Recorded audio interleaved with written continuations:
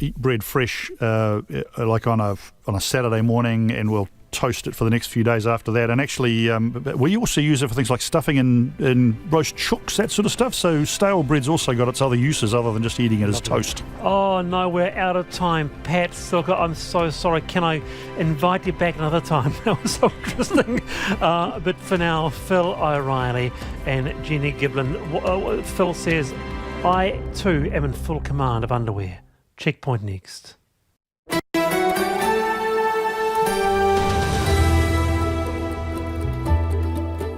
Kei te whakarongo mai koe ki te reo irirangi o Aotearoa. This is Checkpoint on RNZ National. I'm Lisa Owen.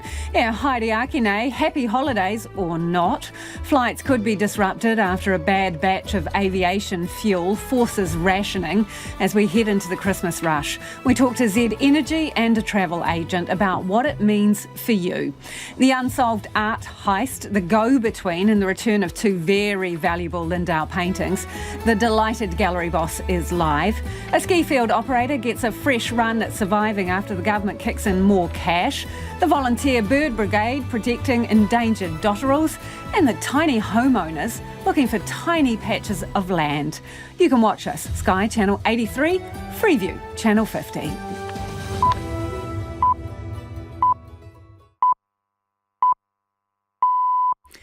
RNZ News at 5 o'clock. Good afternoon. Ahi Marie ko aviation tēnei. Airlines are urgently working on ways to avoid flight cancellations after Z Energy received a shipment of contaminated aviation fuel. They'll receive just 75% of the usual amount of fuel out of Auckland Airport for the next few weeks and may have to ration supplies. The head of the Board of Airline Representatives, Kath O'Brien, says companies have several options. Airlines carry fuel, they carry cargo, and they carry passengers. So one way that you could reduce your weight is to reduce your cargo uplift. I think airlines would do all they could not to do that. Kath O'Brien says another option is refuelling overseas, but that will need regulatory approval, extra ground crews and schedule changes. She says airlines want to know whether additional supplies are being sought or if the rejected fuel can be cleaned. A decision on whether a baby will have a court-ordered operation is expected in about an hour. Te Whatu Order is asking for the High Court to become the baby's guardian to allow him to have an operation that's been delayed because his parents don't want blood from a COVID-vaccinated person used. They want a decision urgently because the baby has a serious heart condition and needs the surgery. The Supreme Court has found in favour of Wairarapa Māori who have been fighting for the return of a hydroelectric power station site in Waikato. The Waitangi Tribunal had earlier said the land should be given back, even though they're not mana whenua in Waikato. Jamie Tahana has more. The land at Puakani was given to Wairarapa Māori as compensation when the Crown took the Wairarapa Lakes. But a large swathe of that land was lost when the Maraetai hydropower station was built. A High Court ruling backed the government's argument that allowing Wairarapa to have the Waikato land would be a breach of tikanga. But today, the Supreme Court ruled that decision was wrong. The ruling comes as the government finalises a settlement with Ngāti Kahungunu ki Wairarapa, which, if passed, could extinguish Wairarapa Moana's ability to have Puakani returned. Daily COVID cases are the highest they've been since July, with 7,490 cases reported yesterday. But as health correspondent Rowan Quinn reports, the real figure could be significantly more. The Tuesday daily case number's usually the highest of the week because people tend to delay reporting on weekends. But even today's 6,700 is higher than any single day last week. And the actual figure's probably significantly more, as wastewater testing suggests only about half of cases are being reported. The variant BA5 that's dominated infections since the June and July wave makes up fewer than half of all cases for the first time in months. It's slowly being squeezed out by what experts have called a variant soup of 5 other strains. The government is giving the cash-strapped company operating the Mount Ruapehu ski fields a $6 million loan to help it stay afloat. The Minister for Economic and Regional Development, Stuart Nash, says more time is needed to explore options to prevent Ruapehu alpine lifts going into liquidation. He says the money will go towards keeping the ski fields operating. What I really do want to see is skiers on there in 2023. If we'd put this place into liquidation, there would have been no skiers whatsoever next year. The government has already given the company $15 million through the Provincial Growth Fund and $2 million as a loan. More than 600 aftershocks have been recorded following the magnitude 5.6 earthquake beneath Lake Taupo a week ago. GNS Science says land has moved up to 25 centimetres as a result of the quake, the largest ever recorded ground movement at the site. It says there's ongoing minor volcanic unrest at Taupo and the volcanic alert level remains at level 1. The magnitude and rate of aftershocks has slowed but are likely to continue for several weeks. In sport, the White Ferns have completed a clean sweep of the T20 series against Bangladesh. Batting first, New Zealand made 152 for 7 and dismissed Bangladesh 63 runs short of the total. Meanwhile, Black Caps all-rounder Jimmy Neesham is set for his Big Bash League debut after signing with Hobart Hurricanes. In September, Neesham turned down a New Zealand Central contract, committing to various T20 tournaments. Trent Boult, Martin Guptill and Colin de Grandhomme are the other New Zealanders in the Big Bash, competition which starts next week. Dame Patsy Reddy has become the first female chair of New Zealand Rugby. Reddy replaces Stuart Mitchell, who will step down in January after 9 years on the board. And Morocco are through to the Football World Cup quarter-finals for the first time after a penalty shootout win over Spain in Qatar. Spain dominated possession but struggled to create chances and missed 3 of their spot kicks in the shootout. Morocco's keeper Yassine Bono saved 2 of the spot kicks. The BBC's John Bennett has the details. Sarabia, Soler and Busquets all failed to score in an amazing atmosphere as the whistles of the Morocco fans had an impact. Then their star man Ashraf Hakimi scored the winner with a wonderful Panenka. Morocco will play Portugal in the quarter-finals after the Portuguese beat Switzerland 6-1. In this weekend's other quarter-finals, Croatia play Brazil, Netherlands play Argentina and England play France. That's the news. Tonight on Nights, we try to answer the nebulous question, what gives clouds their shapes? Incredible carnivorous plants, an introduction to the insect eaters of the plant world, and a Kiwi couple who own and work on a sapphire mine in Queensland. Join us on Nights with Karen Hay after the news at 7 on RNZ National. We're on air on rnz.co.nz and on your mobile through the RNZ app. You're with Lisa Owen next on Checkpoint. Right now, the short forecast from Met Service to midnight Thursday for Northland, Auckland, Coromandel, Waikato and Bay of Plenty. Some rain with heavy falls possible in the east, strong westerly winds. Strong easterly winds from Waitomo to Whanganui, including the central high country. Mainly fine with high cloud, scattered rain developing tomorrow afternoon or evening. Gisborne, Hawke's Bay and Wairarapa, mostly cloudy. A few showers, especially about the ranges, then turning to rain late tomorrow about Gisborne and Hawke's Bay. From Manawatu to Wellington, also Nelson and Buller, mainly fine. Marlborough, Canterbury and North Otago, often cloudy, a few drizzly patches, fine spells increasing tomorrow. For the remainder of Otago, also for Westland, Fiordland and Southland, mainly fine today, but isolated showers about the ranges, scattered rain tomorrow. And for Rekohu, Chatham Islands, mainly fine weather. The time is 7 minutes past 5. I'll have news headlines and traffic for you at 20 past 5.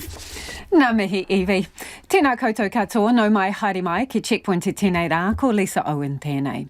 The travel plans for thousands of holidaymakers could be up in the air due to a bad batch of imported jet fuel. Airlines have been told they will receive 75% of what they'd planned to use out of Auckland Airport. The supply chain hiccup has reignited criticisms of the decision to close the Marsden Point oil refinery, which has left the country vulnerable to fuel shortages. Ruth Hill reports. The travel industry remains in a holding pattern, waiting to hear what impact the fuel supply problem may have on customers. Z Energy, which owns the dud shipment, has signalled rationing may be required until just before Christmas.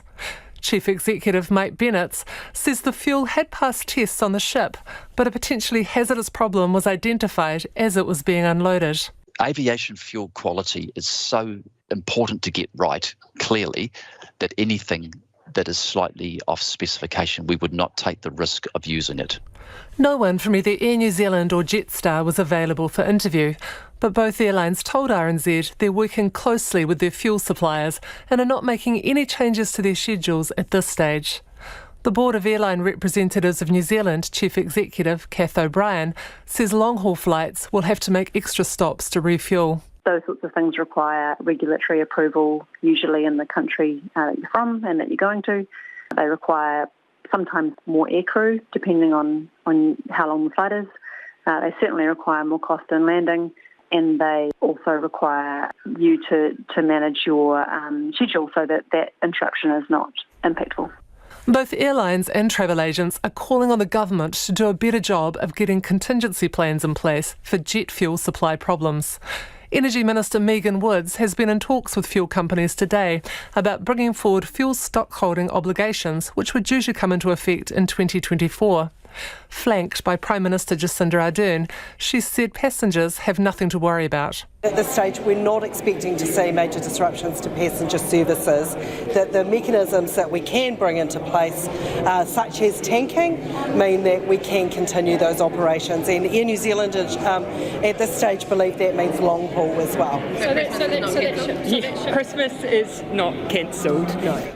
Last month, the government announced plans to require importers and wholesalers to hold between 3 and 4 weeks of jet fuel, petrol and diesel.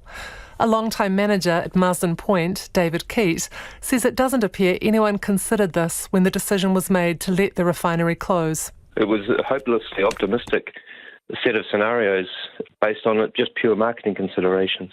Like the argument that we're more secure because we've got more supplies from overseas refineries depends on just a bunch of very specific scenarios. David Keat says the closure of the refinery has left New Zealand at the far end of a long and complex supply chain and vulnerable to inevitable disruptions. Ruth Hill reporting there, and joining us now is Brent Thomas, CEO of the House of Travel. Brent, is our aviation industry running on a rubber band and a prayer? Well, it could be. That's unfortunately the situation as we head into Christmas. It's the busiest time of year of travel, and any time you get a disruption at the moment, particularly because we're not back to full capacity domestically or internationally for that matter, any plane that doesn't fly has a knock-on impact. We know that, if you have one A320, 160 odd passengers not travelling, it takes a long time to clear that kind of backlog. Yeah, so how full are flights through the busy period that you can see? Over 90% full. So, we've got unprecedented demand with a lack of supply. So normally flights would be filling sort of 70 to 80%, maybe the early 80% if they're really, going well. But at the moment, the airlines are running at well over 90%. So, as I say, one airline, one plane means there and back, you end up with 2 flights that are disrupted. That's a minimum of 320 people on the main trunks, and that takes a long time to clear, and unlikely to be cleared in one day, given the capacity issues. So what that means is if you have to start rebooking people, what, travel chaos? Oh, it is, absolutely. I guess the way to describe this is you imagine when we have fog for, say, 3-4 hours on the ground in Auckland, Wellington or Christchurch, the amount of disruptions you get. If we start to have a series of planes not being able to fly because they don't have jet fuel, the issue then lies in how do you clear that backlog? And we know people specifically at this time of year have got certain things they want to get to, whether it be weddings, family gatherings, etc., etc. People are trying to move around the country, and it's going to be potentially quite difficult if we get a number of cancellations. But of course, we don't know. That's speculation at this stage. We've got to wait and see exactly what will happen. Yeah, and how long can you wait to know exactly what's going on? Because I imagine people are starting to give you a call, Brent. Yeah, certainly. I mean, there's going to be some anxiety out there, particularly in the unknown, and that's the problem we've got. It's when you have a void, people go into that negative thinking. So we are in a situation that we need to know from the airlines as soon as possible. But to be fair to them, I don't think they've got all the information to make those decisions at this stage. So it is very much a case of day by day at this stage, and we'll have to wait and see exactly what happens and then deal with the solution as it comes up. What do you reckon about who should get priority, domestic or international? Well, that's something the airlines are going to have to address. The reality is this is probably going to fall more on the domestic, I suspect, simply because a plane sitting in New Zealand is a long way home for a lot of these flights. So we don't have the same number of carriers coming to New Zealand as we had before, but you can't expect a plane to sit here and not fly back to its homeland. And therefore, I suspect, but I don't know, that there could be some disruptions on the domestic route. Should it be this fragile, the system? Well, that's the thing that the government's going to have to sit down with the airlines and the airports and work out what can be done. Obviously, Marsden Point is no longer refining this kind of fuel, and so therefore they have to look and go, what else can we do? Supply chain from overseas does have issues, and therefore have they got enough supply and enough storage, particularly in New Zealand, is one of the questions they're going to have to answer. And we saw this issue when the fuel line got cut a few years back. Storage is a question mark and something that the government, the airlines and the airports are going to have to work through. Brent, air travel at the moment is pretty pricey. Does this have the potential to make flights even more expensive? Well, it's always a supply and demand situation at the moment. As I said before, we've got far more demand than we have supply. We are going to see that alleviate as next year comes along. More carriers are coming in, particularly around the North America routes, which is exciting. But we definitely need more planes, and whether that be domestically or internationally, to satisfy the demand that we've got at the moment. Ultimately, it's the competition that we need, though, as well, that's going to come in here and present those alternatives and give us some better pricing. Thank you for your time this evening. That's Brent Thomas, CEO of the House of Travel. Now, we requested interviews with the Energy Minister, Megan Woods, and Air New Zealand. Both said no. It is 5:15. Kia amo tonu mai. Do stay with us. You're listening to Checkpoint on RNZ National. New Zealand's Firefighters Union looks set to vote in favour of a settlement that would see their pay increase by up to $20,000. But firefighters say ratification of this agreement will just be the beginning of a long road to restore trust with their organisation, Fire and Emergency. Tom Taylor paid a visit to New Zealand's busiest fire station in central Auckland. Over the last 18 months, people passing by the Auckland City Fire Station have grown familiar with the sight of fire trucks tagged with liquid chalk. Messages like fire crisis, serving our people scraps, and dire emergency. All this will soon be removed, the trucks made clean and shiny again, if a settlement including pay rises for firefighters of up to $20,000 goes through. But union members say there's still a lot of work to be done to rebuild trust after the heated negotiations. These problems have been brewing for a long time, and they haven't been a secret to any firefighter in the country. Jamie Whitehead's been a firefighter for almost 20 years and is now an Auckland Union representative. He says the settlement with Fire and Emergency has been a long time coming, and it's not quite there yet. Ratification meetings are on Friday in Auckland, Friday and Saturday, and there's still another 10 days or so of that around the country. So things aren't guaranteed yet. Mr Whitehead says the settlement, which includes a pay rise of up to 24% over 3 years, is making up for many years of low pay increases. He says Fire and Emergency's had ongoing issues with recruitment and retention, meaning existing firefighters are often severely overworked, and the people tasked with keeping the public safe could be putting themselves or others in harm's way. Mr Whitehead's got young kids and says a 70-hour week is quite normal for him. He's at the lower end of the spectrum, with some firefighters working 90 to 100 hours. It takes a toll on your life at home because you just don't have time and you are stressed because you're at work all the time. We had incidents where people fell asleep in their car on the way home. Cameron Graham's a recruitment assessor for Fire and Emergency. He says becoming a firefighter hasn't been an option for many people supporting families, and hopes increased base salaries will help to attract more people into the profession. No matter how badly I want to be a firefighter, if I cannot financially afford it, then I can't even apply for the job. The settlement also includes better psychological support and blood screening for occupational cancers. Mr Graham says while these are welcome initiatives, larger issues within the organisation won't be fixed overnight. Yeah, okay, there's a new contract that is getting voted to be ratified, but there's still a systemic issue within the management of FENZ and the distribution of funds in itself. Senior firefighter Josh Nichols says while some may assume the settlement's already resolved, the agreement still needs to get signed off by union members. And after that, he says, the real work begins. Signing the contract doesn't mean that all this stuff goes away. We need to now ensure that what we've agreed to in our collective employment agreement is now delivered on. And that is going to take some time. That's not just going to change overnight. So now the ball goes back into Fire and Emergency New Zealand's court to deliver on those contractual obligations that we have collectively agreed on. Auckland 205, responded 0 to manual smoke system access Charlie. Fire and Emergency Chief Executive Kerry Gregory says the negotiation process has been long and complex. When it started 18 months ago, there was over 140 different claims on the table. It took a long time to work through all of those and really get to the heart of what is it that's important there for firefighters from their perspective, but also for the organisation on the things that we wanted to uplift through the contract as well. If signed off by union members, firefighters will receive a pay rise of between $10,000 and $20,000 from July next year.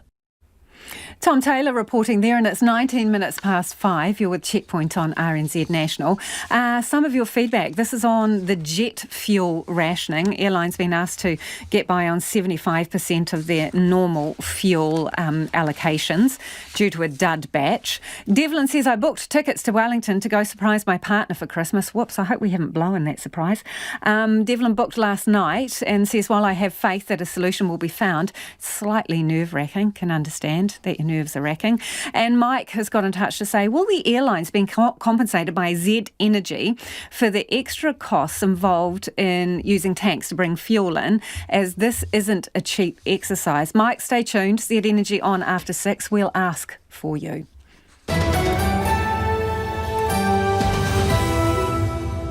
Homai o whakaaro, do keep your feedback coming on anything you've heard on the programme this evening. Let us know your thoughts on the fuel rationing and the fact that we seem to be susceptible to, tiny tweaks in the market. Text us on 2101. You can tweet us at Checkpoint RNZ.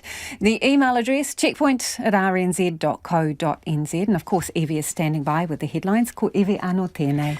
Airlines will get only 75% of their usual amount of fuel over the coming weeks after Z Energy received a contaminated shipment of aviation fuel. Travel Agents Association New Zealand President Brent Thomas told Checkpoint that with unprecedented demand for flights and a lack of supply, any plane that doesn't fly will have a huge knock-on impact. The travel industry is waiting to hear from airlines about the extent of the impact. An urgently awaited decision on whether a baby will have a court-ordered operation is expected at about 6 o'clock tonight.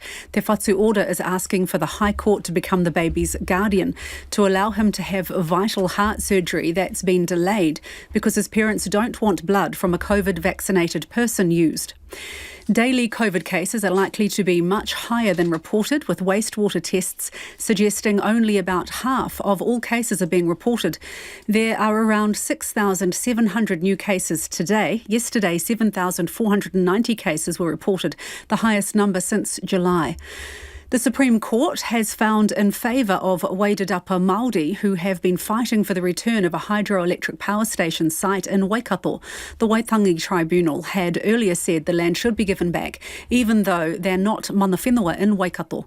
And in the US, Democratic incumbent Raphael Warnock is projected to defeat Republican candidate Herschel Walker in the hotly contested Senate runoff race in the US state of Georgia.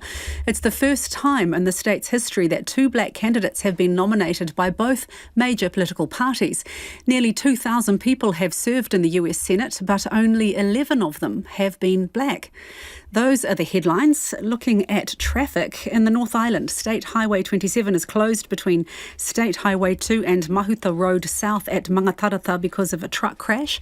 There are roadwork closures on Auckland's motorways tonight, including State Highway 1 in both directions between Silverdale and Puhoi. Southbound's closed from 9 p.m. and northbound from 10 p.m.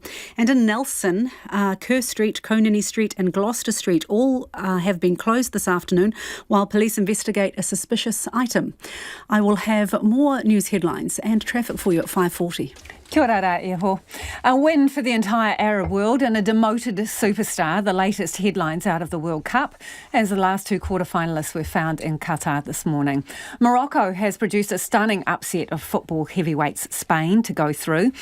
While Portugal romped into the last 8, despite the drama surrounding veteran striker Cristiano Ronaldo. Sports reporter Clay Wilson is here with the latest. I feel like it's a revolving door of scandal and upsets at the World Cup. It is the biggest sports event in the world after all. What would it be in 2022 without a bit of drama? Constant drama, I guess. Yeah, so what did today bring for us? Well, let's talk about the Morocco win first. First of all, it was on penalties, so that adds to the drama of that. But it's historic for a number of reasons. They're the first Arab-speaking nation to make it to the quarterfinals of this tournament. They're only the 4th African team ever to make it to the quarterfinals, and they're the only African team left in this tournament at this stage.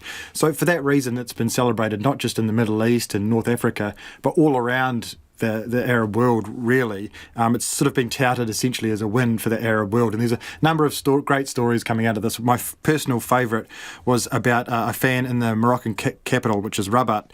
He said the mood of joy was so great that he'd patched up a feud with a long-time adversary of his, someone he'd avoided for years, and they saw each other in the street, and he said, it made us forget our old quarrel, which I thought was lovely, and it shows what sport can do if... when you have a great success like that. Sweet also for Morocco because, of course, they were ruled, large parts of Morocco were ruled by Spain. They're just right across the top of Africa and the bottom of Europe there.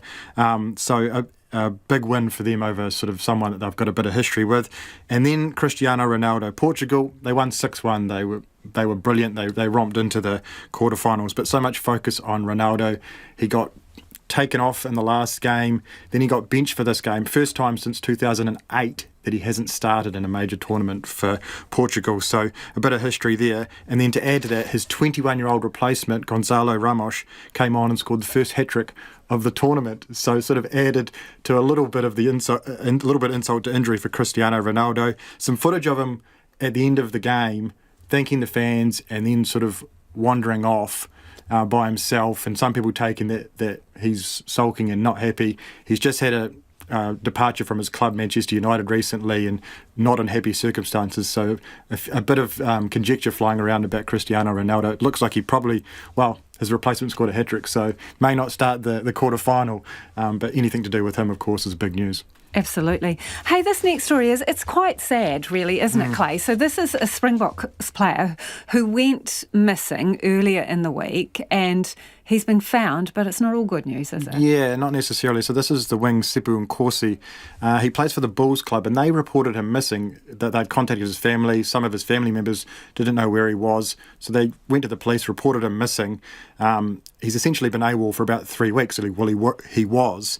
He's obviously, I'm assuming, seen the reports and checked in and said, hey, I'm okay, but not all okay, because the reason he went AWOL was because he was having some mental health issues and was sort of struggling essentially with the pressure of being an international rugby player and everything that comes with that. He said he was curled up in a ball with his dad, so he's obviously gone and been isolated with his dad somewhere and just trying to deal with those things. And those are the words he used, wasn't it, Clay? That he was curled up in a ball and his dad was having to check on his mental health daily. It's a real mental image, isn't it? Someone that's struggling that much. And he's not the first top rugby player actually to go through this. Recently, Wallabies captain Michael Hooper took a break quite openly for mental health issues as well, and I think it speaks to the pressure these players sometimes feel. And we saw here in New Zealand the situation with Olivia Podmore, which of course ended in much more tragic circumstances. Luckily, he's been found okay, but he's still got some work to do, and it just, like I say, goes to point out what kind of pressure these players can sometimes feel at the top level. Absolutely. Thank you, Clay. Clay Wilson with sport there. The government's come to the rescue of Ruapehu Alpine Lifts, giving it another $6 million to make sure the chairlift can fire up next winter. The company appointed voluntary administrators earlier this year to help dig it out of a financial hole to the tune of $45 million. The government's already paid out $2 million to help the company avoid going to the wall. That is on top of $15 million in PGF funding, provincial growth funding, in 2018.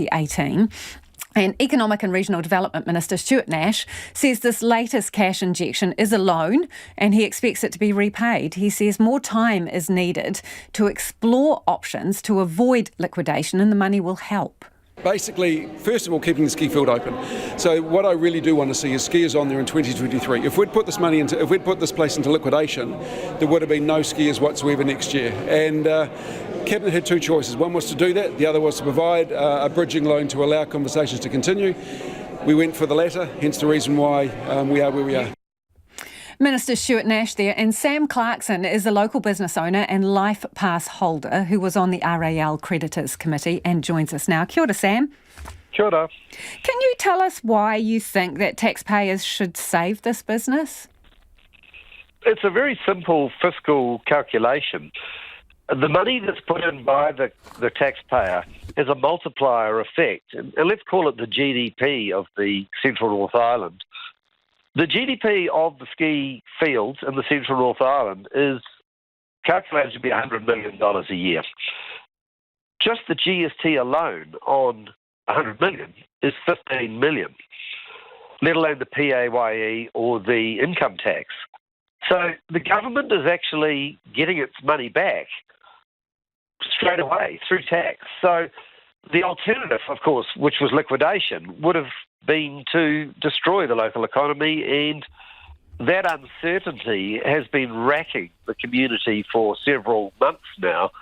This $6 million is greatly appreciated from both the government and also, I might add, the gestures from the ANZ Bank, which has been extremely helpful too. I suppose the counter to that, Sam, is that there is no timeline to pay the money back at this point. Some may argue it's good money after bad. And also, not all businesses get this privilege of being supported by government in the same way this one is. Absolutely, but this is a not-for-profit venture, which is shareholder-owned. But the shareholders never have and never will receive a cent of dividend. But also, we're not rescuing Ruapehu Alpine Lifts Limited. Things have to change. The status quo has to go. There's no doubt about that. But what we now have the time to do is to sit down and do the homework required to make sure the new venture is properly structured and properly funded and properly governed to make sure we don't end up at the same table again. So what role are the Life Pass holders going to play in that, and in terms of financing as well? Because there was a survey done, wasn't there, of how much people were prepared to contribute. Tell us a bit about that and what role potentially you and other Life Pass holders are going to play in the finances. Well, the Life Pass holders are creditors. We're owed, in theory. That said, everyone realises that we've lost our money. That's fine. But what they've all, not all, but many have said is that they are happy to chip up and contribute more. What they're not happy to chip up for is some ill-defined entity that simply doesn't have any of the details required for people to make a sound and reasoned decision. So this funding will allow the time for the proper model to be developed, presented to not just the Life Pass holders, but the local community, the ski club members, etc., all of whom are more than happy to make sure that they are part of the future by contributing. OK, Sam, so they want a proper entity in order to contribute the money so they know it's going to the right place and it's going to be handled well. Assuming that happens, ballpark, what was the suggestion of what they were prepared to kick in? Well, between the various groups, PwC did a little bit of homework as well. And it wasn't even that wasn't a particularly well-worded set of questions. But nonetheless, it's been worked up to about $25 million of crowdfunding appears to be available. OK, $45 million hole, given that money that you said, the sums, well, they still don't add up. So is the government going to have to kick in even more? No, the $45 million is lost. All those creditors who think that they're going to get their money back, they're kidding themselves, and that includes myself. It's just not going to be, because the majority of that debt is actually taxpayer debt. And the initial Provincial Growth Fund loan, it should never have been a loan, it should have been a grant to establish the infrastructure for the skywalker, the gondola, to underwrite the future operations on a year-round basis. It's called the Provincial Growth Fund, and that's doing exactly what it was supposed to do. What happened is COVID came along and scuppered 2 years of the gondola operation, and then this last year's La Nina extreme weather pattern, the gondola has never had a chance to show its legs. hopefully this year. The borders are open. It's going to run. Let's see what we can achieve. So are you saying, Sam, because my question was, do you think the government's going to have to kick in more money? You say no. I am not in a position to say yes or no to that, I'm afraid. Really appreciate your time. Thanks for joining us. That's Sam Clarkson on the future there of the skifield operators who have just got some more money from the government. It is 27 minutes to 6. Kia amo tunu mai. Stay with us. You're listening to Checkpoint on RNZ National. And of course, it is time for the business news. Ko taku hoa e nai ko Nona Peltier, who is in the studio. Nona, charges have been brought against Sky City in Australia. What's going on there? Well, they have a casino in Adelaide, and this organisation called the Australian Transaction Reports and Analysis Centre, otherwise known as AUSTRAC, has brought civil proceedings against Sky City for an undetermined amount of potential fine, in the courts there, accusing it or finding it of breaching money laundering and counter-terrorism financing act regulations there. Now, that's some pretty chunky allegations. Yeah. Sky City's obviously waiting to hear what's going to happen next. They haven't yet received any formal notification as to what claim is being made in whole or part, and that there's going to be a report shortly from AUSTRAC setting out its allegations against Sky City. Sky City isn't making any comment on it. It's saying it doesn't know how much the fine might be, but fair to say, though, that the AUSTRAC has been active in investigating casinos in Australia over recent times.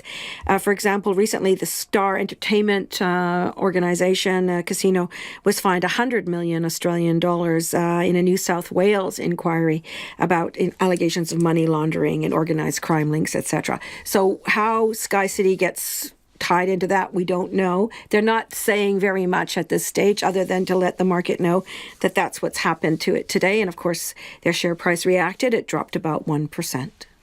Sharesies, this is the online investment platform. It's expanding. What's it up to? Yeah, interesting. So they have about 500,000 customers, 500,000, quite a lot.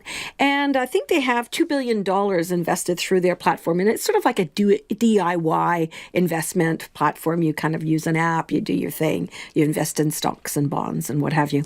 Well, anyways, they're going to expand it to offer KiwiSaver accounts.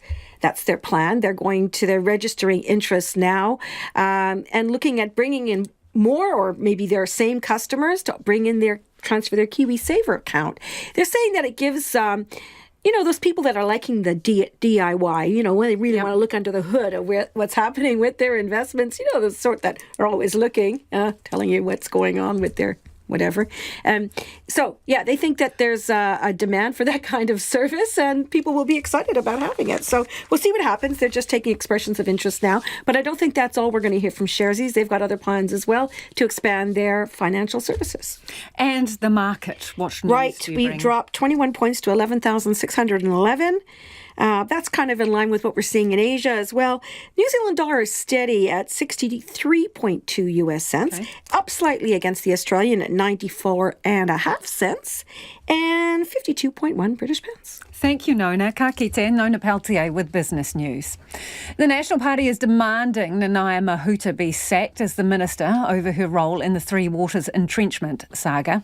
Labour performed an almighty backdown yesterday, voting out the controversial clause it previously supported. But its attempt to draw a line under the matter has been unsuccessful. Here's our Deputy Political Editor, Craig McCulloch. This is an opposition which senses blood in the water. All three of them. The Three Waters entrenchment entropy continues to plague the Prime Minister. National won't let it go. Does she have confidence in all of her ministers? Yes. At the moment. Christopher Luxon has a particular minister in mind, Nanaia Mahuta, the minister responsible for the Three Waters legislation. She was in the room 2 weeks ago as Labour cast its votes in favour of a Green Party amendment to entrench the public ownership of water assets. That would have meant future governments would need a 60% vote in order to sell water infrastructure. The most important thing here is a mistake has been made and we have corrected it. Entrenchment is usually set at 75% and used only for electoral law, like the voting age. That was one of the reasons Cabinet ministers agreed back in May not to entrench the privatisation provision. And yet somehow that is exactly what Labour did, with Nanaia Mahuta watching on. Isn't it the case that Minister Mahuta has clearly breached the Cabinet manual? And when will the Prime Minister finally show some leadership and sack her? Mr. Speaker, no, the member has not. Secondly, leadership is fixing a problem when you see it. The member on the opposite side has never once given New Zealanders an explanation of what he would do to fix failing water infrastructure in this country. Jacinda Ardern going on the attack as a form of defence and questioning National's commitment that it will not privatise water assets if elected. Labour maintains its position that you should never sell these assets. It would be good if the National Party confirmed the same. We also confirmed a mistake was made and we have fixed it. But the PM has stubbornly refused to explain how the mistake was made in the first place, suggesting only that she and other ministers may not have been aware what they were voting for. The Greens, though, say they alerted Nanaia Mahuta in advance and had negotiations with her, meaning at the very least, she knew. And National says the Prime Minister must act. Has she lost so much control over her Cabinet that she's now either unwilling or unable to remove a minister who has openly defied her? Mr. Speaker, the Minister has not defied Cabinet. Ultimately, that is the Prime Minister's judgment to make, but it's indisputable the Minister's caused quite the mess. Jacinda Ardern has a Cabinet reshuffle planned for early next year. National may yet get what it wants. And that's Deputy Political Editor Craig McCulloch. Lots of feedback on the airlines and the fact that aviation fuel is having to be rationed because of a dud shipment. AJ says, does the government intervene in global shipping supply to ensure we get food, fuel, machinery and other essentials that we don't manufacture here? I'll answer that for you, actually. No. So can anyone explain to me, a taxpayer who hasn't been on a plane for 10 years, why it's more important for the government to ensure that others can have confidence in this mode of transport when they don't elsewhere? You might not have been on a plane, but a lot of cargo comes in the belly of these planes, something to remember, and a lot of that cargo is medicine that comes on planes. Someone else says Risk Management 101 requires that you hold buffer stocks equivalent to 3 months' demand on any significant commodity required for transport. Megan Woods should have required this before the refinery was allowed to close and not by 2024. What a great idea it was to shut down our refinery, this listener says. Now we have a jet fuel crisis as well as the price of diesel doubling. Sarah's got in touch with a thought, and she is described as a loyal listener. Hello, Sarah. Thanks for getting in touch. Seems to me, Sarah says, that some ministers are more accessible, Hipkins, she says in brackets, than others, Woods, also in brackets.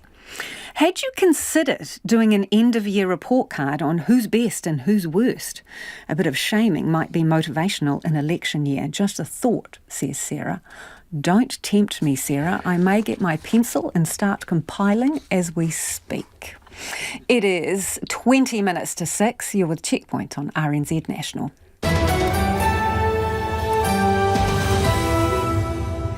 Homai o whakaaro, do keep your feedback coming. Do join the conversation. Text us on 2101. Email us at checkpoint@rnz.co.nz. Evie's here. I'm going to carry on with my ratings list. She's got the headlines for you. Ko Evie anō tēnei. The government is being reassured there won't be major disruption to air travel after Z Energy received a batch of contaminated jet fuel. The Minister of Energy and Resources, Megan Woods, says she believes airlines will cope. Nelson police are asking people to avoid several central streets while they investigate a suspicious item.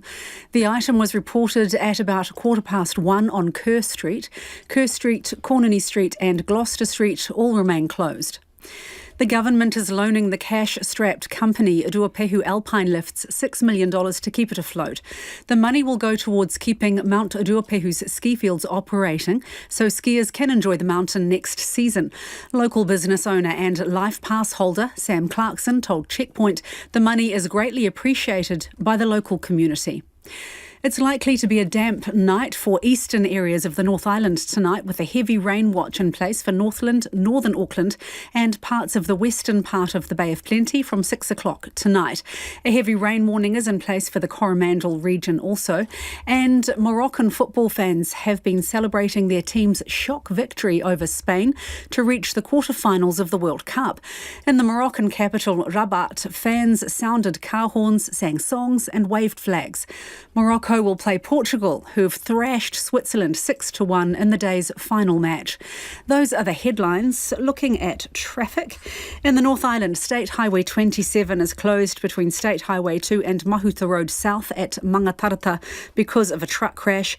And a little bit further north, some Auckland motorways will be closed overnight for roadworks, including State Highway 1 between Silverdale and Puhoi, and also between Warkworth and Wellsford. I'll have a full news bulletin and weather for you at 6 o'clock. Ngā mihi, Evie. Far-right activists were met by anti-fascist protesters when they appeared in court in Christchurch today. Counterspin media founders Calvin Alp and Hannah Spera are charged with oversharing the full live stream of the Christchurch mosque attacks. Timothy Brown was in court. Counterspin's founders, Calvin Alp and Hannah Spera, made a brief appearance in the Christchurch District Court this morning. Unlike their first appearance, they weren't required to enter the dock. It was a point of contention during that first appearance, and they ultimately had to be forced into the dock by security staff. Today, they were able to remain in the public gallery, and the lawyer, Kerry Cook, made representations on their behalf. Much of what was discussed is suppressed, so all that we can tell you is the next date for their appearance in court. It'll be February next year.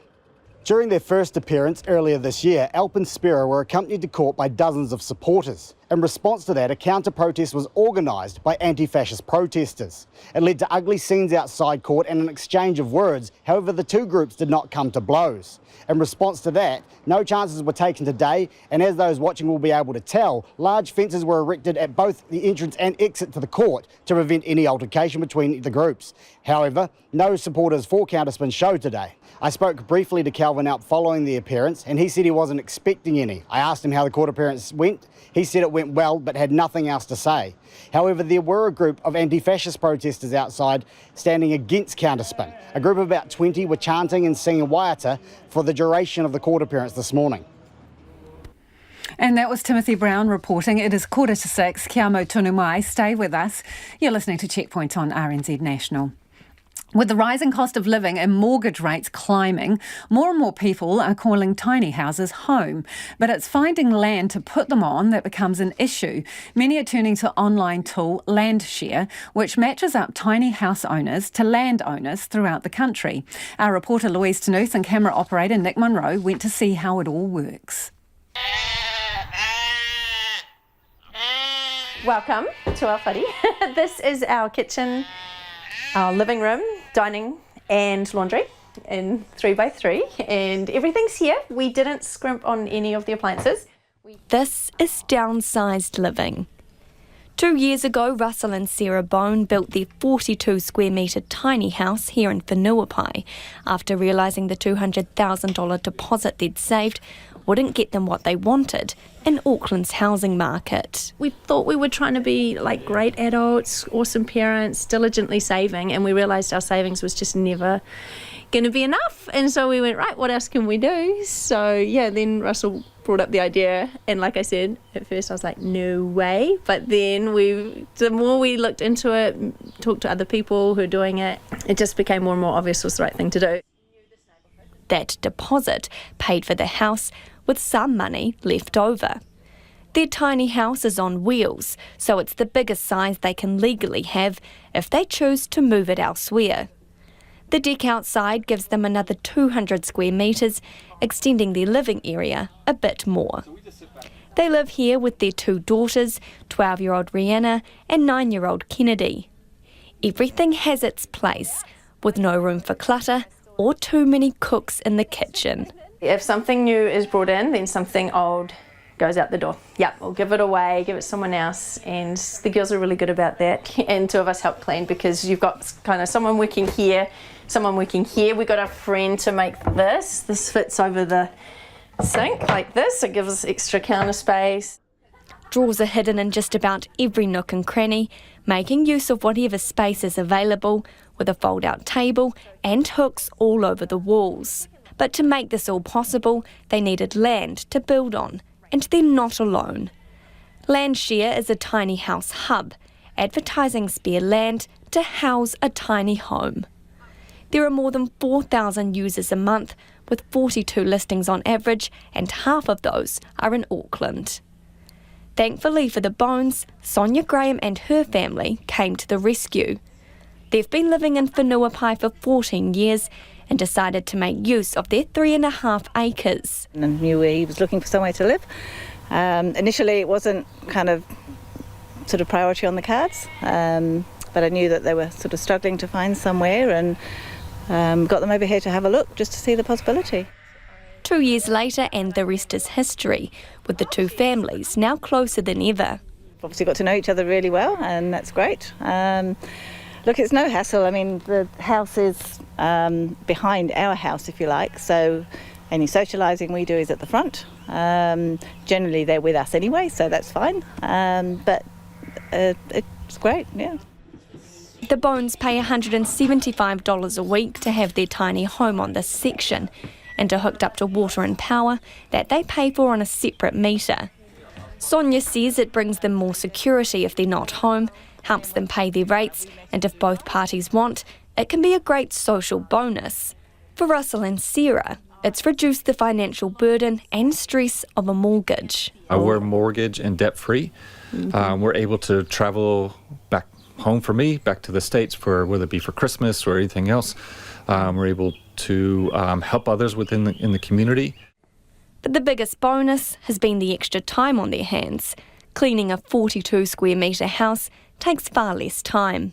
Though for the two girls, they've got some mixed feelings on the size, especially when it comes to the bathroom.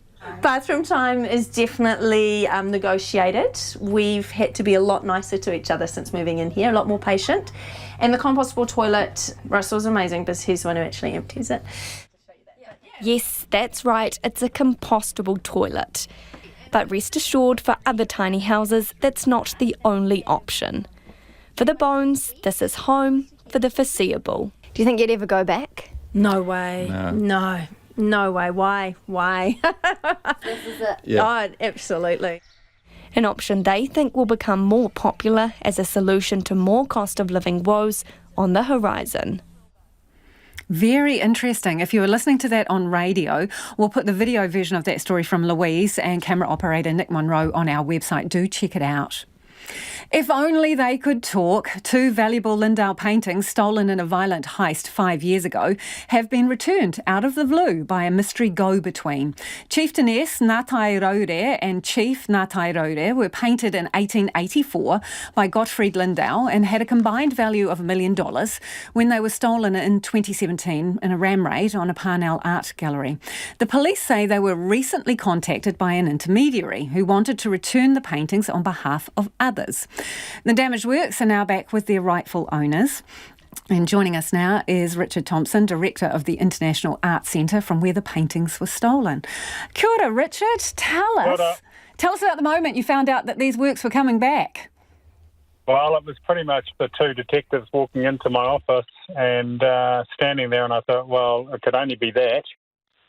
No one else I knew was missing, or nothing else had happened that morning, and it was a pretty uneventful morning, and all of a sudden I've got two of the top Auckland detectives standing there telling me the news. And what was your feelings when you heard, well, we're bringing back the paintings? Well, first of all, it was just sort of shock, really. I guess I thought one day this might happen. It has happened, and this is probably getting on a week ago.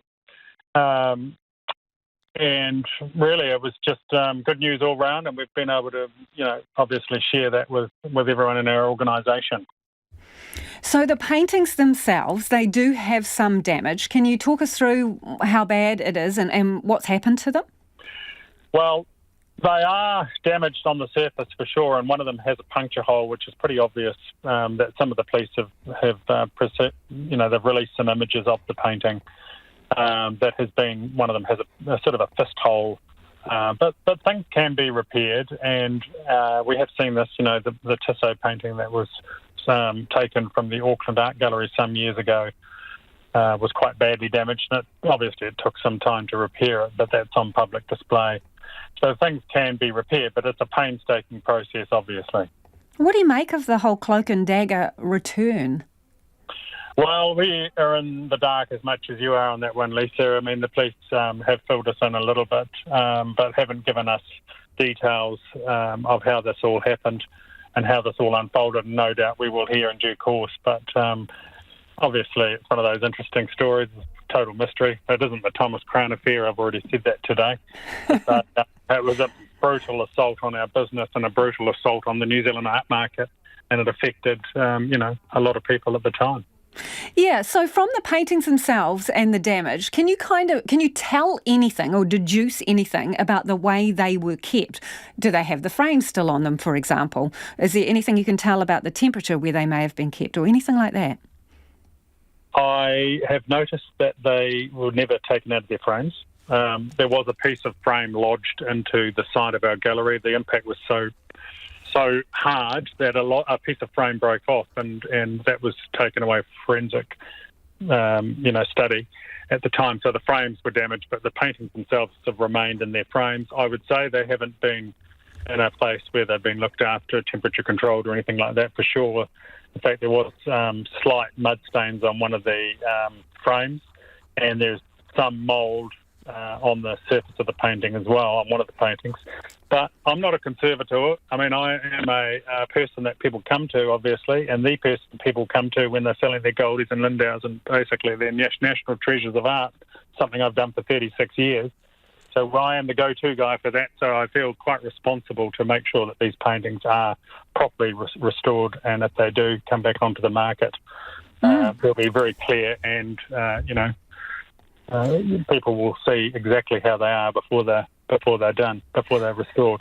So I'm just wondering, you mentioned other paintings, another painting that's been stolen. People will remember that. I mean, is it incredibly difficult to get rid of a stolen artwork? I mean, it seems interesting that after 5 years, these very valuable paintings were still in the country. I always thought they were here. All the talk about them going off and, being in a palace in Shanghai or wherever was all just fantasy, in my opinion. I had a funny feeling they'd be here, and I had a funny feeling they may very well be in Auckland, and I still think they're probably Auckland, in the Auckland region when they were found. That's for sure. So, who knows? Hey, I'm wondering, it's a terrible thing that they were stolen. Does their story, though, now add to the value of the paintings?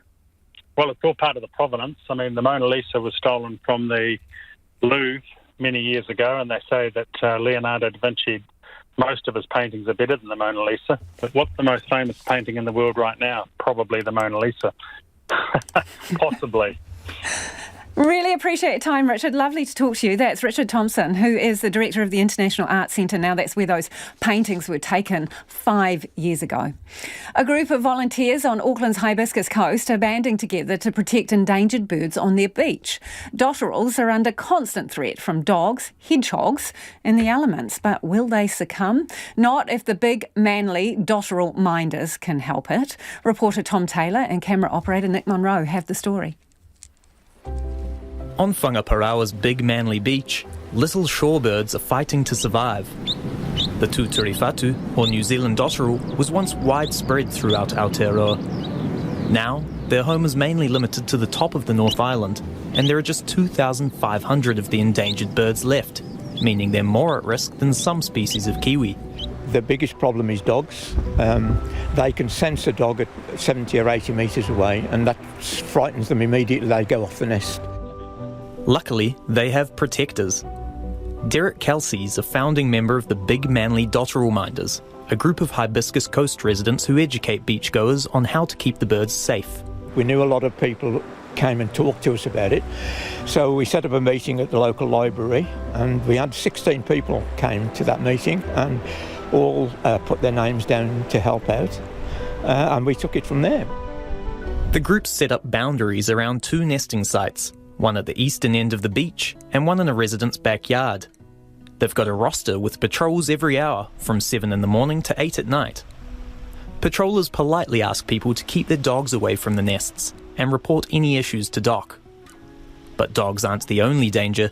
In recent bouts of severe weather, the team set up sandbags to safeguard the eggs, and even then they had a close call. The big storm washed away all the sandbags. The eggs were underwater, but fortunately Dean was here and he managed to pick the eggs out of the water. He wrapped them in a face flannel and put them in his pocket to keep them warm until I got here with a box with cotton wool in, and we transferred the eggs into there.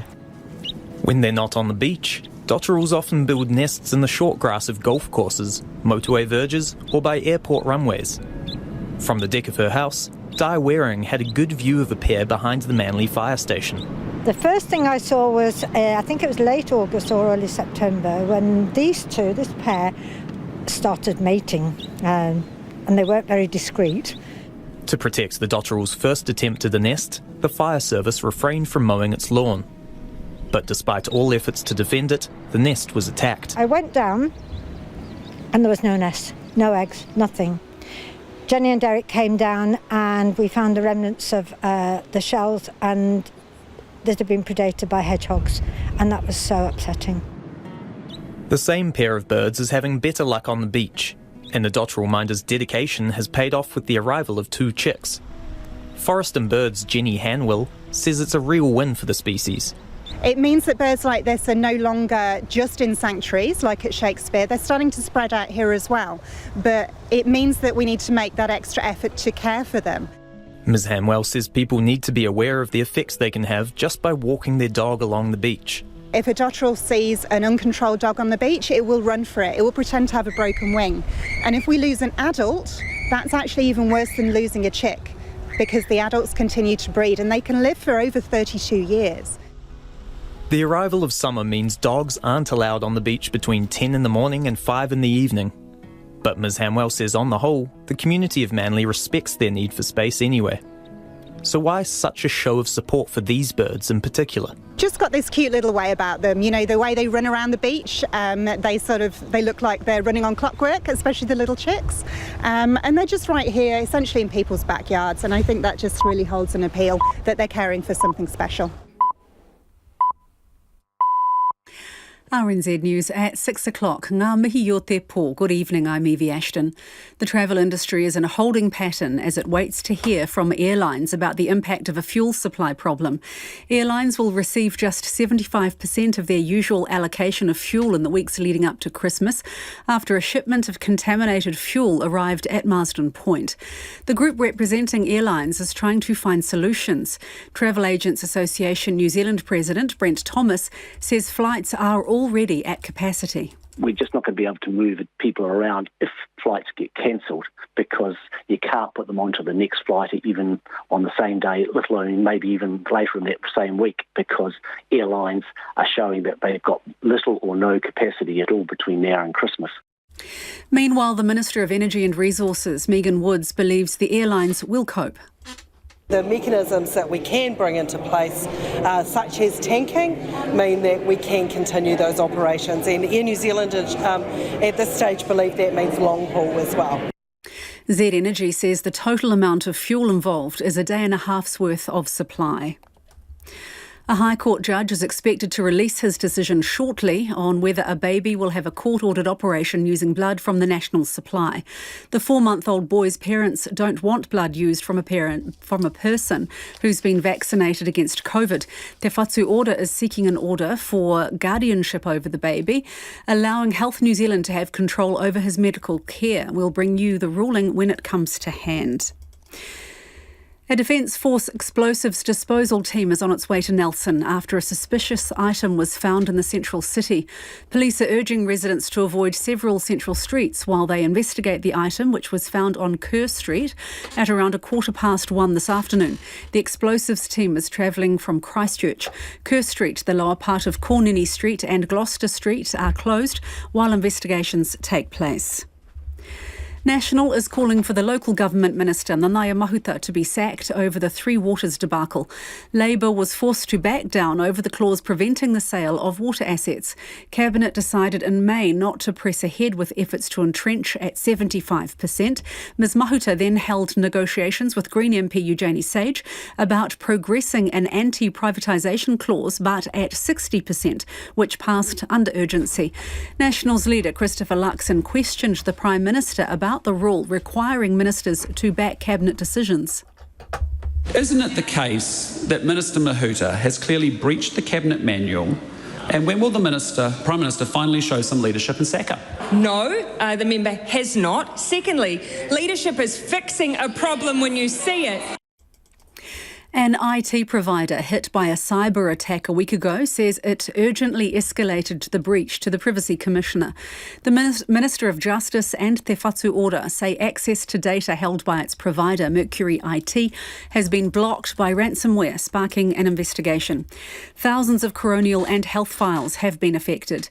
Mercury Director Corey Tierney says it was alerted to the attack last Wednesday and it was immediately reported to government agencies. The Privacy Commissioner only revealed the attack to the public yesterday. Democrat Raphael Warnock has defeated Republican Herschel Walker in a runoff race for the US Senate. It's the first time in Georgia's history that two black candidates have been nominated by both major political parties. Mr. Warnock thanked his supporters. Thank you from the bottom of my heart.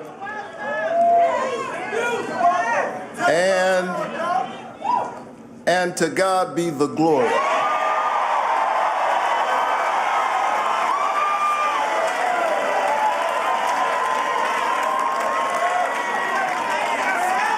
For the great things that God has done. The result in Georgia means the Democrats will have a one-seat majority in the upper house. An art gallery director says she never gave up hope that two Lindauer paintings stolen 5 years ago would eventually be recovered. The paintings had a combined value of about $1 million when they were taken from Auckland's International Art Centre in a ram raid. They've been returned by an intermediary, and director Francis Davies says they are national treasures with high importance to New Zealand culture. They say they'll be restored and are likely to go back on the market.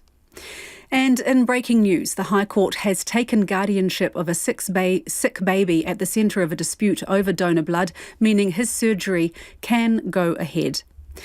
The United States and Australia are stepping up military engagement with Japan. This comes amid growing concerns over China's increasing assertiveness in the Pacific region. Our correspondent, Nora Weineck, reports from Tokyo. The United States and Australia are inviting Japan to join more of their military exercises. Washington also announced an increase in its rotational military presence in Australia. The US Secretary of Defense said that the countries were committed to deepening their trilateral defense cooperation. He also emphasized what he called China's dangerous and coercive actions in the Indo-Pacific region, especially around Taiwan. Australia and Japan are slated to hold 2+2 security talks in Tokyo on Friday. Winemakers in the Bordeaux region of France are calling on the government to provide emergency financial aid as falling demand from China leaves many facing ruin. Hundreds of vintners and local officials have taken to the streets of the regional capital in the largest demonstration for nearly 20 years. The growers blame climate change and a significant drop in exports to China for their plight. And that's the news. Tomorrow after 1pm on Afternoons with Jesse Mulligan. This week the government backed down on its controversial entrenchment clause in the Three Waters Bill. But what is entrenchment and how does it fit into our constitutional history? Historian Grant Morris has the answers. Plus we're playing Link 3, and in sporting history we talked to ultramarathon runner Ruth Croft. This year she went to California and won the female title in the Western States 100-mile race. She joins me on Afternoons with Jesse Mulligan from 1pm tomorrow on RNZ National. And we're funded through New Zealand On Air. You're back with Lisa Owen next on Checkpoint. Right now, the short forecast from Met Service to midnight Thursday for Northland, Auckland, Coromandel, Waikato and Bay of Plenty. Some rain with heavy falls possible in the east. Strong easterly winds. Waitomo to Whanganui, including the central high country, mainly fine with high cloud. Scattered rain developing tomorrow afternoon or evening. Gisborne, Hawke's Bay and Wairarapa, mostly cloudy. A few showers, especially about the ranges, then turning to rain late tomorrow about Gisborne and Hawke's Bay. From Manawatu to Wellington, also for Nelson and Bulla, mainly fine weather. Marlborough, Canterbury and North Otago, often cloudy with a few drizzle patches. Fine spells increasing tomorrow. For the remainder of Otago, also for Westland, Fiordland and Southland, mainly fine today, but isolated showers about the ranges, scattered rain tomorrow. And it's mainly fine weather forecast for Te Kohu, Chatham Islands. The time is coming up to 8 minutes past 6. I'll have news headlines for you at 6:30. Ngā mihi, Evie, and just repeating that breaking news, the High Court has taken guardianship of a sick baby at the centre of a dispute over donor blood, meaning his surgery can now go ahead. We'll have more on that story a little later. But for now, airlines may be forced to ration aviation fuel right into the Christmas travel peak. Routine testing has revealed one of Z Energy's shipments is a dud batch, and it's warned airlines to conserve fuel in the coming weeks. But with the company's next aviation fuel shipment only due next week, there could be disruptions to upcoming holiday travel. Z Energy boss Mike Bennett is on the line. Kia ora, Mike. How long is it going to take to drop rationing? Kia ora, Lisa. We've communicated to the airlines the level at which we'd like to ration the fuel down to. We did that at midday today. We have a ship coming in on the 12th of December at the latest, and we expect to be back to fully normal operations by the 18th of December at the latest. Okay, so the ration that you communicated to the companies was what? They can use how much? That's actually confidential. I don't want to be clever about that, but the way in which the airline industry works is they like to keep that confidential as an industry, and customers are affected in a number of different ways, so we'd like to respect their protocols around that. But what I would stress, this is not a severe impact like perhaps we've experienced in the past. I've already noted today that airlines like Air New Zealand have come out and said that they do not expect this to impact their schedules in any way. So it's a rationing. It is less than 100%, but at this point in time, I'm relying upon what the airlines have said publicly, and they're certainly confirming it's not affecting their schedules at this stage. So the shipment of fuel that is due next week, is it to replace the shortfall, or is that one that you had coming anyway? That's one that we had coming anyway, and we've asked it to speed up, if you like. So ships go at a certain speed to conserve fuel and reduce their emissions, because that's good for the environment. In this particular case, we've asked them to speed things up, so they will sail here quicker. And we have another ship arriving on the 20th of December. So there are regular ships coming into New Zealand for jet fuel. We managed to have an impact here of where half the fuel that we took off the ship over the weekend was, actually all of the fuel was contaminated. Half of it we're able to blend into the existing fuel that we have, and the other half we've had to export back off overseas again. So by the 20th of December, will you have made up the shortfall created by this dud batch? Are you asking for extra to come, if you see what I mean? Or are these just your regular shipments, just keeping pace with what you would normally have, not filling the whole of what you have lost? I know we're absolutely filling the hole. There's no doubt about that. As I said, we unloaded half of the ship and we're blending that into the existing fuel. So we've effectively lost half a ship, or say 10 million litres. And by accelerating the ships that we had lined up, so to speak, those arriving a day or two sooner than originally planned enables us to fill that hole, certainly by the 20th of December. And as I said, the rationing is only planned to go until the 18th of December at the latest. But you can't guarantee that? Well, I can guarantee that if things work as they normally do, and we're talking about a time that they didn't work that way, but we are having ships of fuel, petrol, diesel and jet come into New Zealand all of the time, multiple times per week. So if we continue that high level of performance, then this should not be an issue that causes us to go beyond the 18th of December. How can we be this vulnerable? I don't think we're necessarily vulnerable, Lisa. I think this is So why are really we rationing then if we're not? If there was enough fat in the system, we wouldn't be doing this. Yeah, but this is the point. How much fat in the system do we need to allow for, and at what cost? Now, what I think is important to stress here is this is coming, as these things often do, at the worst possible time. Jet fuel sales per day double, triple, and almost quadruple as you go into the busiest time of the year. We will have this behind us by the time we do get into the busiest time of the year. But clearly in the December month, we are ramping up towards that Christmas Day, New Year's Eve type peak. So it's at what level of insurance or resilience, as you said, do you actually want to have? Do you want to cover yourself 100% for the absolute peak of the year, or do you want to be able to cover yourself reasonably for most of the year? And as I said, we are rationing, and the airlines have not yet indicated that this is a significant disruption to their schedules. In actual fact, they've confirmed that it will have no impact on their schedules at this point in time. And we really appreciate the work they're having to do to make that happen for their customers. Are you compensating them in any way or open to compensation claims? Yeah, we have contracts with our airlines that make the obligations and the issues around those sort of things are pretty clear. So, we'll deal with that in the way that which we have done in the past, where these things have happened from time to time in various parts of the country. So, Mike, do you mean if you fail to meet your targets, there are specified penalty payments to these airlines? There are contractual provisions that we all have to abide by on both sides of the equation, both the airlines individually and Z, along with others as a supplier, and indeed the people who ship the fuel to us and the tankage company at Marsden Point as well. We all have contractual obligations to one another. So, just to go back to the storage issue, how much storage do you think is reasonable? How many days kept in reserve is reasonable when it comes to aviation fuel? It's less about what's kept in reserve. It's about, as you can imagine you sell a little bit each day and you then deliver in big ships. So you have a bit of a sawtooth in terms of the amount of fuel that you have in your tank at any point in time.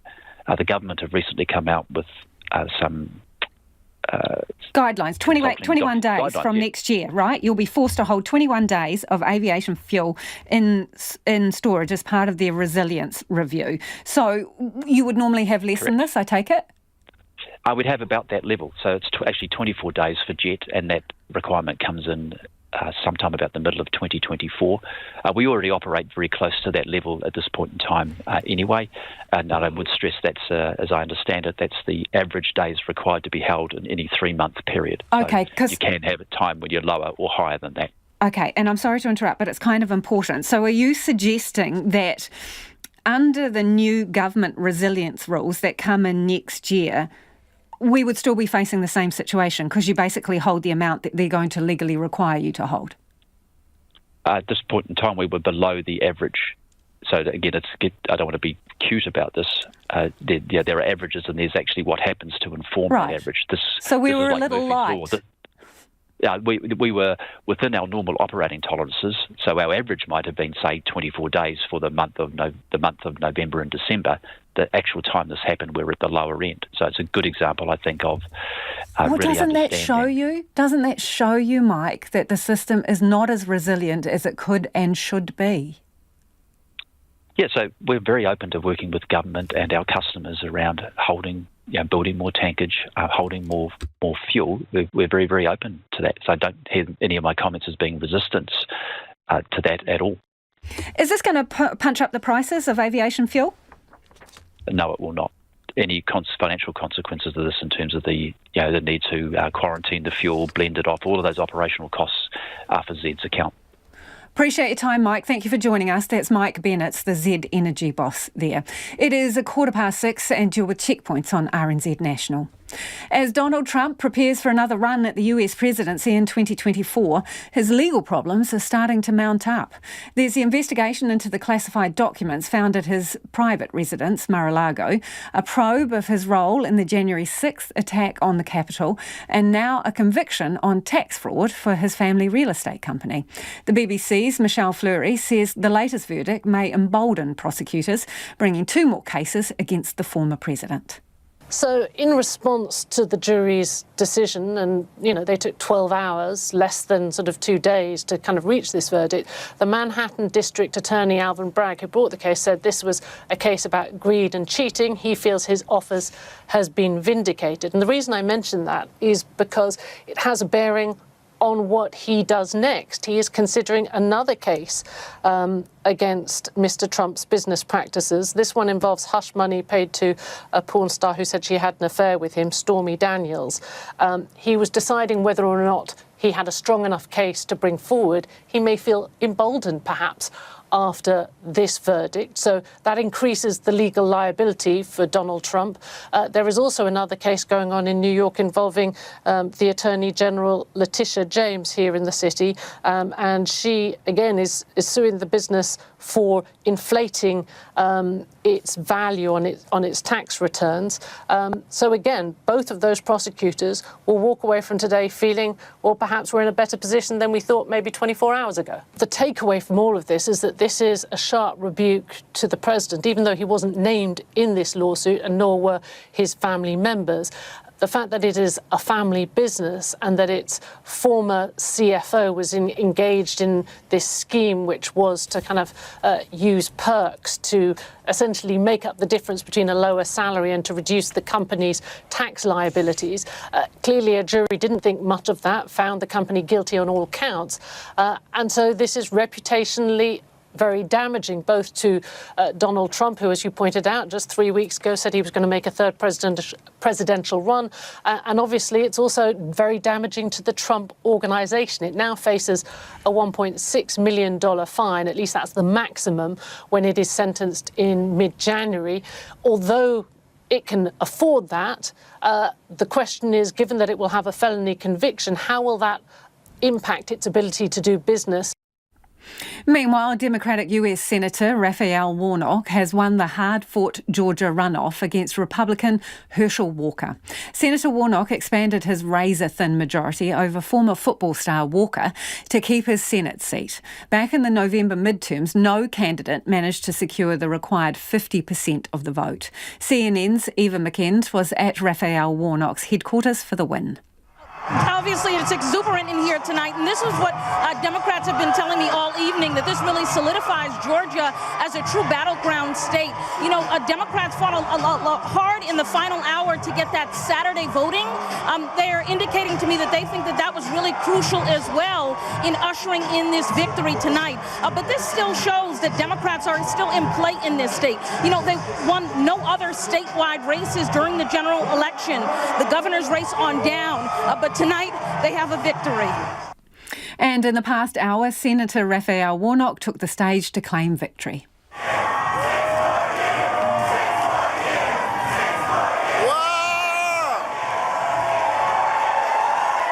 hello, everybody.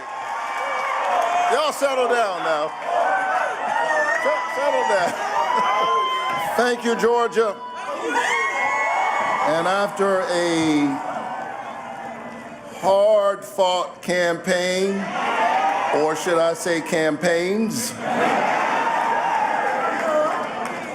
it is my honor to utter the four most powerful words ever spoken in a democracy. The people have spoken. A court in Argentina has sentenced the country's vice president to 6 years in prison for corruption. It's also banned Cristina Fernández de Kirchner from public office for life. She denied fraudulently awarding public contracts to a friend. The BBC's Katie Watson reports. Condenar a Cristina Elizabeth Fernández de Kirchner. To sentence Cristina Fernández de Kirchner to 6 years imprisonment, disqualification from holding public office for life, and to pay the costs of the proceedings for being considered criminally responsible for fraudulent administration to the detriment of public administration. En perjuicio de la administración pública. This sentencing is unprecedented. It's the first time ever that a vice president has been convicted of a crime while in office. A panel of judges found Cristina Fernández de Kirchner guilty of fraud, but rejected a charge that she was running a criminal organisation. While the charges are serious, accused of a fraud scheme that embezzled $1 billion of public money, it's unlikely she'll go to jail anytime soon. Cristina Fernández de Kirchner, who's firmly denied the charges, will be able to appeal the conviction, and that could take years. In the meantime, she remains immune from arrest as long as she remains in a government role. More on our earlier story now. The High Court has been granted temporary guardianship of a sick baby at the centre of a dispute over donor blood, meaning his surgery can go ahead. The baby's parents had wanted only blood from unvaccinated people to be used in their 4-month-old's urgent heart surgery. Our health correspondent Rowan Quinn joins us now.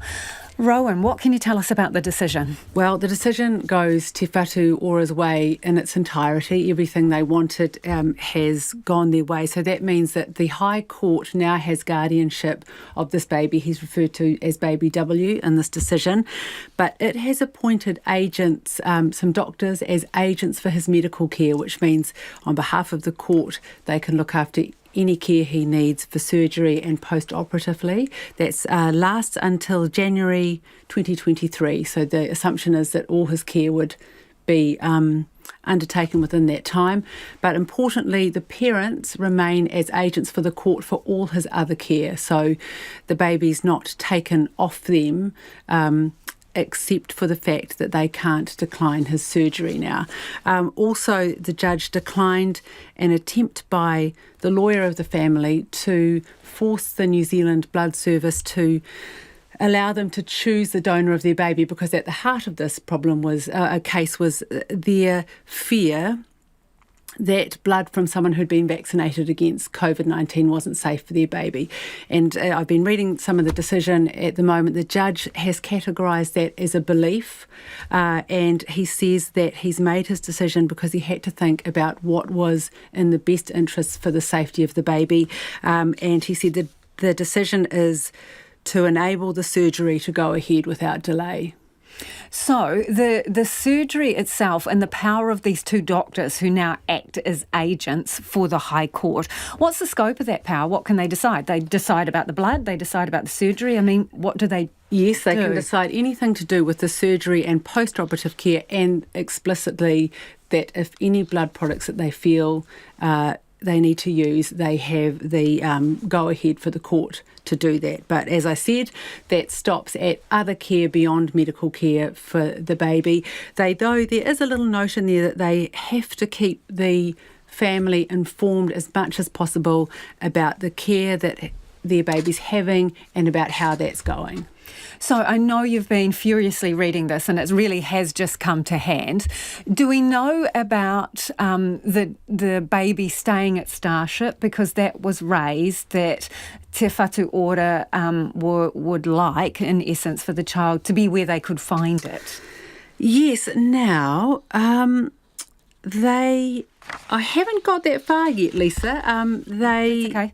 But I do know that Te Whatu Ora has said in court that if this case went their way, within 48 hours, this operation could be happening. And they indicated that as soon as they got the go-ahead, work would be underway to make that happen. And in terms of the parents, you mentioned there that the judge has categorised their concerns as beliefs. Did the judge make any other comment about the parents and their fitness, per se? Yeah, well, he has said that he accepts that their concerns are genuine, even though it's just a belief. And he says that he has no doubt that they are loving parents, and he's saying that they and all the parties want the best for the baby. But again, he has said that their option that they wanted, which was to choose their own donor, he said it's not a viable option in New Zealand. And so therefore he had to rule at very short notice. He noted how quickly he had to make this decision, but he had to rule on what was available and what was safe now. Thank you, Rowan. That's our health correspondent, Rowan Quinn there. And just bringing you up to date, the court has ruled in favour of Te Whatu Ora. The surgery can go ahead for that terribly sick 4-month-old child who needs heart surgery. The parents did not want blood from vaccinated people. Now, 2 appointed agents by the court will make those decisions about his medical care. It is 25 minutes after 6. Chinese people are enjoying a slight easing of stringent COVID rules that have dominated their lives since the pandemic began. It follows anti-lockdown protests in cities across the country. CNN's Selena Wang on what a regular day in Beijing has been like up until now. This is the kind of line Beijingers stand in, outside in the cold to get their COVID tests. A 48-hour test is required to get into most places. But there aren't many places to go. Much of Beijing is still closed down. This is one of the most popular tourist places in the city, but the restaurants are largely closed and the malls are pretty empty. So this McDonald's is still open, but for takeaway only. But even to get takeaway, you've got to prove that you're clear of COVID. And here's how I do it. I open up the health app on my smartphone. I scan the QR code.